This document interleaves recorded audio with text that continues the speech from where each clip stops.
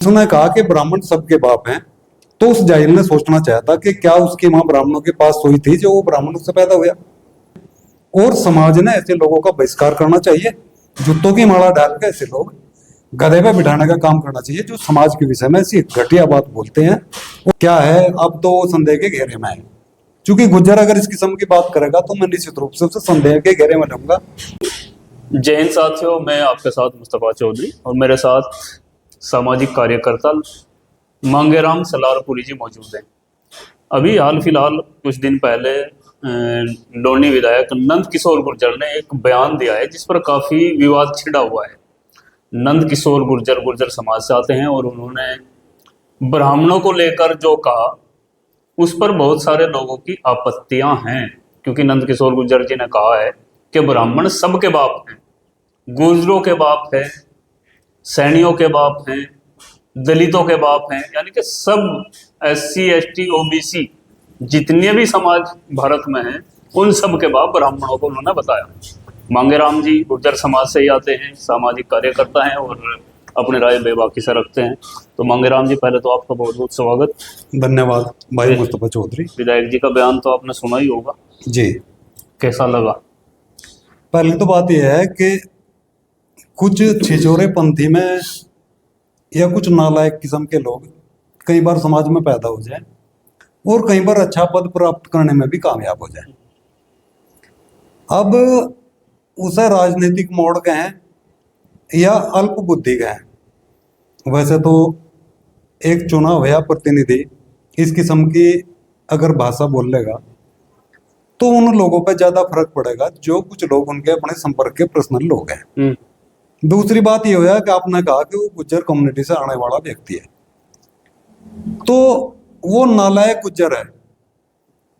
क्योंकि हमने पिछली बार दादरी में देखा कि जगह हमारी थी, स्कूल हमारा था और नेतागण भी हमारे थे, उनके सामने गुज्जर शब्द पर कालिक पोती गई।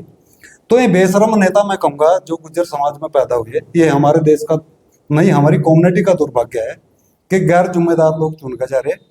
और जहां तक इस स्टेटमेंट की बात है, मैं तो पूर्णतः इसे नेगलेक्ट करता हूं और ऐसा व्यक्ति वास्तव में चुनने लायक नहीं है। उसके इस स्टेटमेंट से बिल्कुल क्लियर हो गया कि वो गलत आदमी चुन कर चला गया। जहां तक उसने कहा कि ब्राह्मण सबके बाप हैं, तो उस जाहिल ने सोचना चाहता कि क्या उसकी मां ब्राह्मणों के पास सोई थी जो वो ब्राह्मणों से पैदा हुआ। हमारे बाप तो गुज्जर समाज है, प्रतिहार लोग हैं। जहां तक उस आदमी की बात है वो किस किस्म से पैदा हुआ मैं इसके विषय में नहीं बोलना चाहता, लेकिन ये जो स्टेटमेंट उसे दिया पूर्ण रूप से निंदनीय है और समाज ने ऐसे लोगों का बहिष्कार करना चाहिए।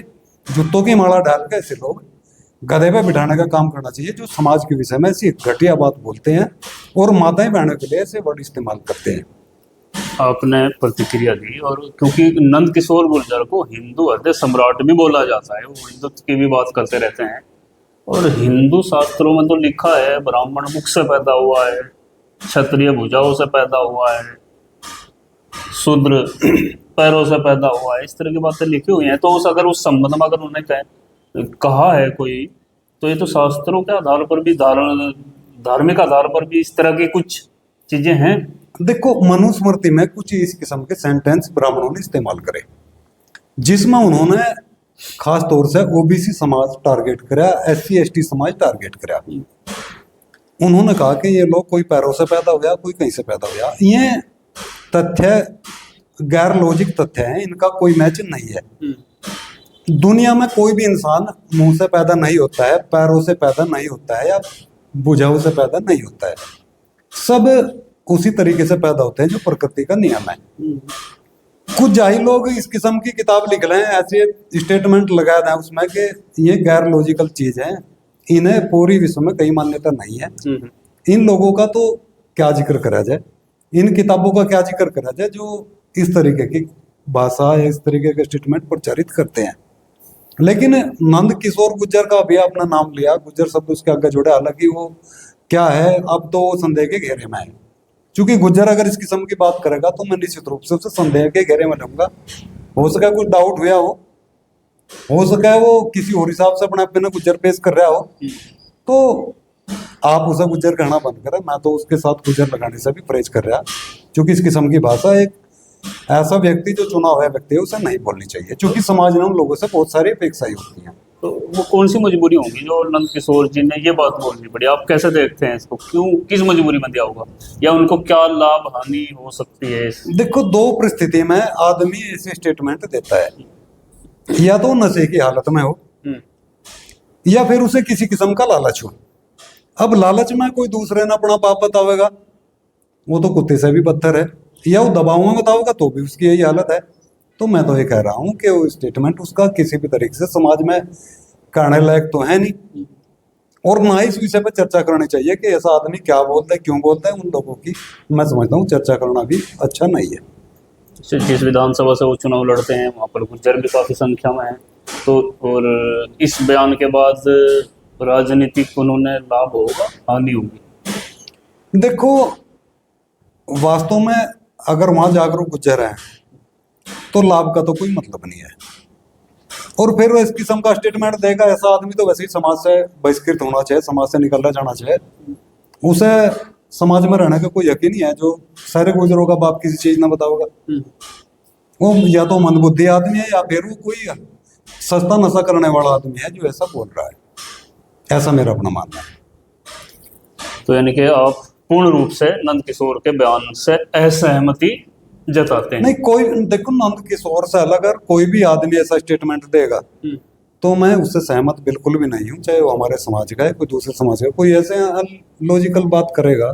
सम्मान स्वरूप तो बोल सकते हैं ना मंगेराम जी, भाई ब्राह्मण पंडित माने विद्वान, इस तरह की बात कहते हैं। अगर किसी विद्वान को, कुछ लोग ऐसा तर्क दे भी रहे हैं कि भाई विद्वान जो उस्ताद जो वो बाप समान ही हो, इस तरह भी तो कह रहे हैं ना लोग। कुछ तो उस्ताद तो बहुत सारे, जो टीचर प्राइमरी स्कूल में उसे पढ़ा होता अपने बाप बोल देता, जो जूनियर में पढ़ाई होना बोल देता, जिसे ग्रेजुएशन करो ना बोल देता। बाप तो बहुत सारे हैं ऐसी, इसके हिसाब से तो उसके 500 बाप हो गए।